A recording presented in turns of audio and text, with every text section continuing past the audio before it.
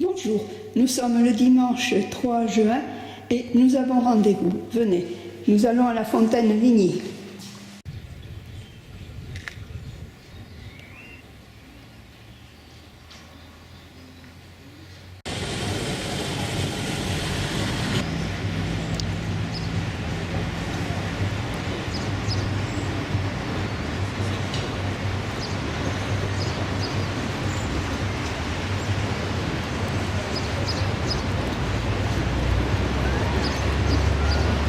Voici arrivé à la fontaine de Vigny où nous avons rendez-vous. On dirait la Houne de Péchoprine.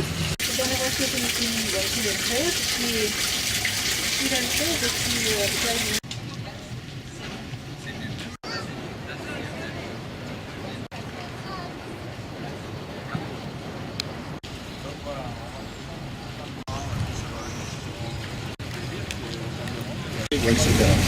Après, je ne vous parle pas des travaux neufs, où là, c'est totalement indépendant de la direction nature et patrimoine végétal. Sur des travaux neufs, on est sur de l'intérêt public, donc le BHNS, les travaux des halles, des choses comme ça, c'est de l'intérêt public. Donc voilà, il y a forcément des réaménagements à faire. Il faut savoir que quand on abat des arbres, on en replante forcément. Alors de 1 à 3, tout dépend des sites, mais il faut avoir la place pour les replanter. Et ce qu'on pense aujourd'hui, c'est surtout le bon arbre au bon endroit. Il y a eu quelques, on va dire, entre guillemets, aberrations de fait dans les collectivités. Ce qu'on fait aujourd'hui, on pense le faire sérieusement, comme il faut. Peut-être que dans 30 ans, on se rendra compte, dans 100 ans, qu'aujourd'hui aussi, on a fait des erreurs. Les choses évoluent, le mode de l'arboriculture a énormément évolué. Le séquoia. Ramirez qui veut dire toujours vert. Alors, on sait que les arbres les plus hauts du monde, il y a les séquoias qui en font partie.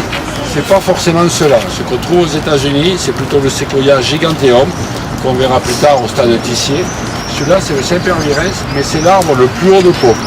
La partie la plus haute, on voit une section de branches un petit peu grosse et des branches plus petites qui partent dessus. Est-ce que tout le monde voit ça? Oui. Pour dégager la vue sur les Pyrénées, il y a maintenant 7 ou une dizaine. Et il ne faut jamais faire des coupes de plus de 5 à 7 cm de diamètre. Surtout, retenez ça. Alors, on parlera de la taille de formation plus tard, mais l'élagage n'est pas favorable à un arbre. Les plus beaux arbres, on va en voir des très beaux aujourd'hui, mais les plus beaux arbres, ils sont en forêt. Et les arbres en forêt ne sont jamais taillés. Ces platanes ont été élagués pour libérer la vue sur les Pyrénées. Maintenant, au lieu d'avoir une branche, ils en ont 10. La science s'est mise dans la gestion du patrimoine arboré il y a une grosse dizaine, vingtaine d'années. Il a été prouvé donc par des tests scientifiques qu'un angle de coupe bien fait, sans cicatrisant, les tests ont eu lieu, angle de coupe bien fait sans cicatrisant, angle de coupe bien fait avec cicatrisant, angle de coupe mal fait avec et sans cicatrisant. L'idéal, c'est un angle de coupe bien fait. C'est comme pour les rosiers, quoi. Alors, sur les rosiers, la grosse différence, c'est qu'on est sur de la petite section, et ça marche aussi pour les gazons. Donc c'est chaud et humide à l'abri, et les champignons, donc c'est les champignons lignivores qui vont dégrader le bois, se développent encore plus sous les cicatrisants. Voilà, des rejets, c'était pas le mieux à faire, on allait avoir des contraintes. Saint-Martin. Direction maintenant église Saint-Martin. Sur ces arbres. Alors ces arbres sont ici en taille, ce qu'on appelle architecturée. Sur ces arbres-là, c'est différent, puisqu'ils sont taillés tous les ans. Au coupe, là on est sur des diamètres de... Et ce qui se passe, c'est que c'est été taillé en architecturé. C'est comme ça à Versailles, c'est comme ça dans les châteaux de la Loire, c'est comme ça dans beaucoup de choses.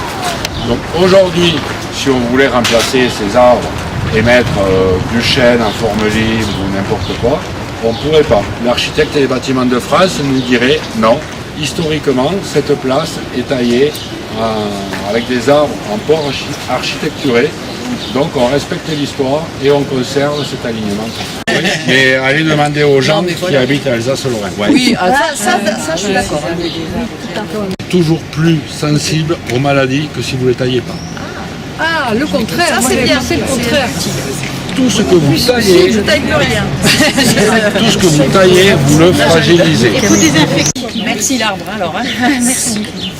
100 kilos de poussière par an. Les munitions de l'armée américaine. Ça a végété pendant très longtemps et ça s'est propagé après quand ils ont commencé à monter au poteau téléphonique pour couper les réseaux. Donc là, les sports ont été dilapidés un petit peu partout. C'est remonté dans les années 80-90 sur la vallée du Rhône. On a cherché longtemps. C'est l'un de Le malade. jour où on a le chancre coloré à Pau, Je déménage. il faut... moi, je change de métier. C'est ce qui avait attaqué les Bâtiment entier qu'on pose au sol, qu'on débite pour éviter les cocos sur les bâches. On met ça dans des camions fermés. Donc rentrer un arbre dans un camion fermé, je ne vous explique pas le coup. On ne peut faire que du préventif sur les arbres. Que du préventif. Donc il faut éviter de faire des bêtises en amont parce que derrière on le condamne. Constamment. Oui, oui, oui. Alors moi mon boulot, après voilà. Moi c'est vrai que j'en ai pas parlé, mais je suis. L'histoire de vouloir découvrir Les arbres ont disparu les arbres. à ce moment-là. Le double bac, il y avait un double bac, c'est le tilleul. Pourquoi les tilleuls? En fait, la place royale, c'est une place qui date de la fin de passer en monoculture, c'est-à-dire de faire uniquement du tilleul. On a pris des tilleuls qui venaient d'une propriété, la propriété à zéro à l'Escar. Et donc depuis cette date, donc depuis 1110, on a effectivement des tilleuls, toutes les routes royales. Donc ça, c'est une évocation très forte dans le paysage français. Donc ça, c'est quand même quelque part une évocation de ça, même si c'est pas une route royale. Hein. Les routes royales, c'est les grands axes. C'est la route de Bordeaux, la route de Bayonne. On en voit l'emplacement où il y avait l'arbre remarquable qui est montré la rambarde qui était abîmée. Maintenant, ils sont en train de la rénover. Les travaux ont débuté cette semaine. Celui-là, l'été, on va y venir après, par sa rareté décrit comme certainement le plus beau d'Europe. Ah bon? Le séquoia.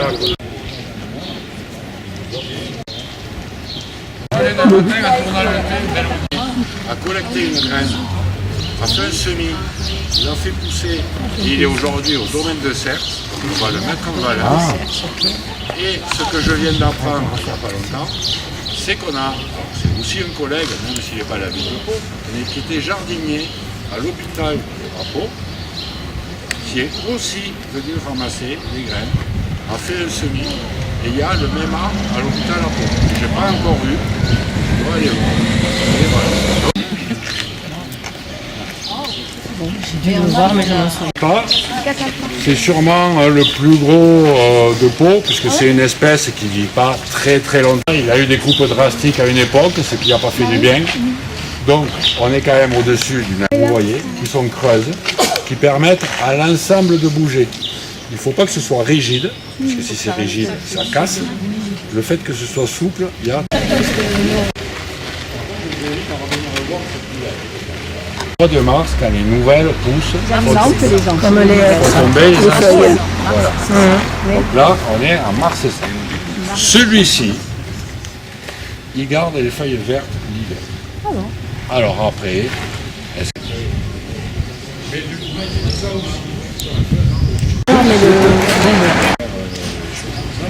quelque chose de très très très. Donc il peut être remarquable aussi à ce niveau-là. Voilà. Il garde ses feuilles en décembre. Maintenant, on descend pour le parking du Conseil général. C'est mort, mais ça a été la première forme de vie qui est réapparue. Je comprends pas ce que tu dis. D'accord.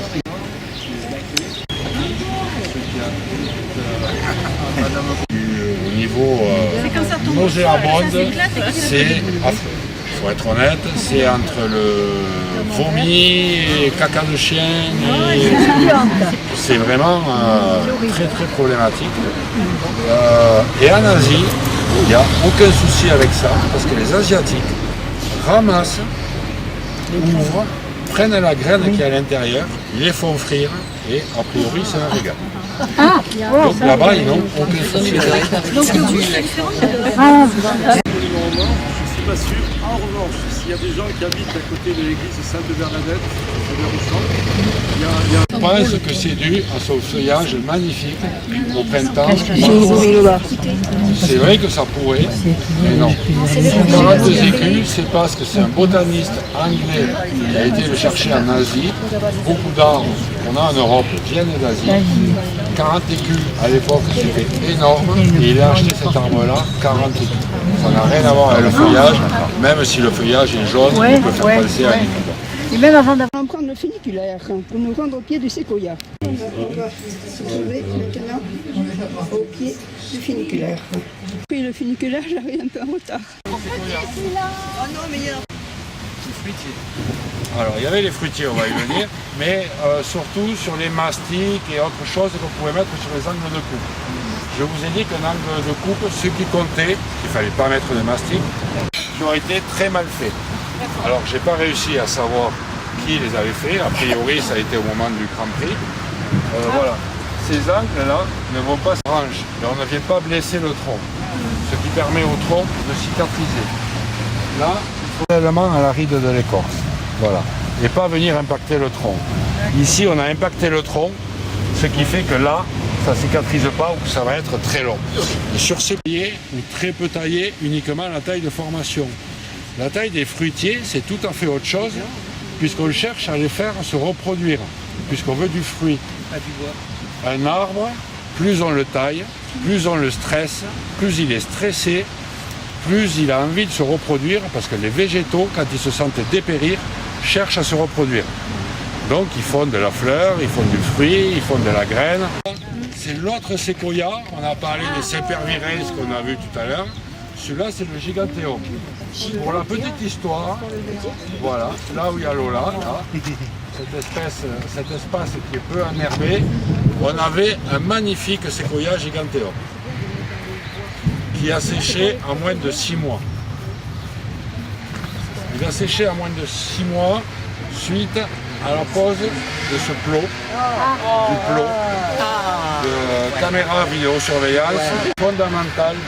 C'est les blessures sur les racines. Ça peut impliquer la mort de l'arbre. C'est ce qui s'est passé là. Une racine a été sectionnée, le gars a certainement pas fait exprès, et puis c'est souvent plus une méconnaissance que quelque chose qu'on veut vraiment. Un champignon est rentré, il a détruit on va dire, le phénomène qui se passe de sève élaborée de sève brute qui monte, de sève élaborée qui descend, de la photosynthèse, enfin là on rentre dans le technique. Il y a autre chose, c'est quelque chose qui s'est passé. Ça a quand même entraîné la mort d'un collègue. Oui, c'est ça. Donc tout ce qui est blessure au pied des arbres, vraiment à éviter. Il y a ce pylône, mais il y a une arrivée électrique. La pluie fait son apparition. J'ai terminé, nous repartons. Un liège comme tout dans les Landes. Je savais même pas qu'il y avait un chêne. L'électricité s'est modifié pour se protéger des incendies. Donc un beau spécimen pour la ville de Pau. C'est toujours pareil, hein. Il n'est pas classé arbre remarquable et on reste sur la ville de Pau. Hein. Donc voilà, c'est un des plus beaux de la ville, sans qu'il soit exceptionnel au niveau national. Beaucoup de monde me disait il est malade. Tout ce qui peut être un petit peu prédateur dessus. Ça prend aussi des tailler des arbres, ça fait des jeunes pousses comme ça, et qui du coup, sur le platane par exemple, les pucerons se nourrissent, font leurs excréments, ce qu'on appelle le miela, et c'est ce miela qui tombe sur les carrosseries, sur les... Que le boulevard des Pyrénées, en 1901 exactement, c'est-à-dire l'année d'après. Donc ça veut dire très clairement que quand on fait la promenade, on fait le jardin qui va avec. Beauville-Jardin, Beauville-Promenade. Ça, c'est né au XVIe siècle. Au XVIe siècle, là, une cour. Nous avions un royaume, c'est le royaume de Navarre naturellement. Donc la cour, les grands-parents d'Henri IV étaient là et c'est donc la promenade a été pratiquée à Pau en même temps que partout ailleurs en Europe. Dans le jardin, la basse plante, la haute plante, le jardin des parterres, etc., etc. Donc ce destin de ville-promenade et de ville-jardin, il a marqué la ville, donc depuis le château, jusqu'à la fin du XIXe siècle, puisqu'on a donc le boulevard des Pyrénées qui est une des dernières promenades de France. Si on regarde le cadastre napoléonien, la place royale s'appelait Promenade Napoléon. Donc vous voyez que cette notion de promenade elle est vraiment ancienne. Les allènements là, ce sont les allées cavalières, c'est une promenade cavalière. Donc c'est vraiment un destin qui a complètement marqué cette ville. Tout s'était décimé en France par rapport à une maladie dans les années 80, la graphiose de l'or. il n'y a plus d'ormes d'origine en France. On en retrouve aujourd'hui, j'en ai planté des nouveaux ici qui sont un petit peu des hybrides, on va dire entre guillemets, jamais trouvé. Ça veut dire qu'on a un orme là au milieu des allées de Morlas que personne ne connaît, qui est. Je vous invite à essayer de l'identifier un jour si vous vous baladez. Il y a un petit moment à passer quand même, hein, parce que voilà, sur 1 km 100, 3 alignements, marche rapide je fais, ouais. Et donc voilà, il est à trouver et c'est le seul qu'on a à Pau et c'est le seul qui a, je pense, un très grand rayon dans le sud-ouest. Voilà. Et donc comme les arbres ont été, il y a eu une coupe rase sur le cours Bayard, on a replanté cette espèce, mais l'espèce dont vient de parler Jean-Christophe. L'espèce qui résiste à la graphiose, contrairement à ce qu'on peut penser du chêne. Le tilleul vient de Hollande, le chêne vient d'Italie. Historiquement, voilà, en France, il y avait plus d'ormes que de chênes. Le cours La Reine a été planté d'ormes. Donc c'est vraiment l'arbre de la promenade en France. Et c'est pour ça que le retrouver sur la haute plante, ça avait aussi ce sens-là. Maintenant, nous longeons le stade Tissier. Nous sommes au bas des boulevards des Pyrénées. Voilà 3 ormes, c'est les 3 variétés que vous allez trouver parce qu'on sait qu'elle est résistante donc, à la graphiose et aux nouvelles maladies qu'on a. On ne peut pas dire que le réchauffement climatique induit directement la disparition des arbres sur certains arbres. Donc on a, pour ceux qui sont dans les Landes, on a le scolite du pin qui jusque-là, les scolites, alors c'est problématique pour eux puisque c'est des sylviculteurs, ils vivent du bois. Les scolites jusque-là faisaient 2 générations par an. Aujourd'hui, vu qu'on n'a plus de froid, les scolites font 5 générations par an.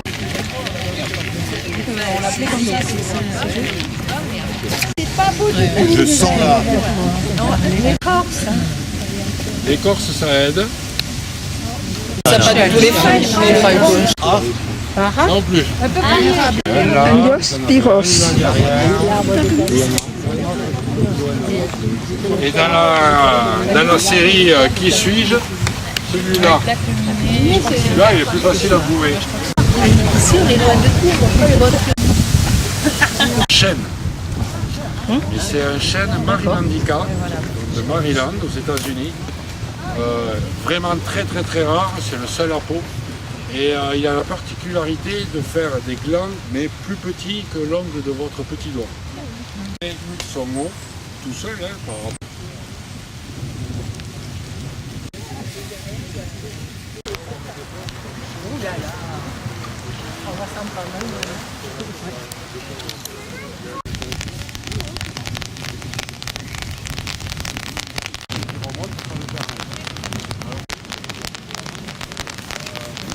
Il a dit où en Louisiane? Jingo biloba. Là, c'est une aberration. On voit le jingo là-bas. On est forcément obligé de le tailler. Un jingo biloba. C'est pas parce qu'on coupe de ce côté-là qu'il faut couper là-bas. Ça fait 5 ans.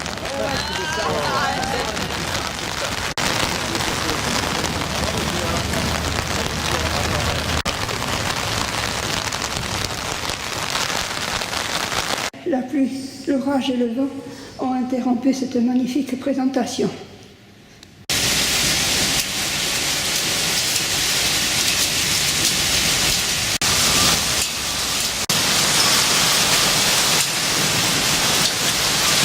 Valval. Voilà, en rentrant après les pluies torrentielles qu'il y a eu, voici l'entrée du square Besson. Il y a une grille, mais personne ne songe à la dégager. Maintenant, si quelqu'un veut s'y promener, qu'il pose tout hâte. On ne peut pas. Un nouveau lac à Pau.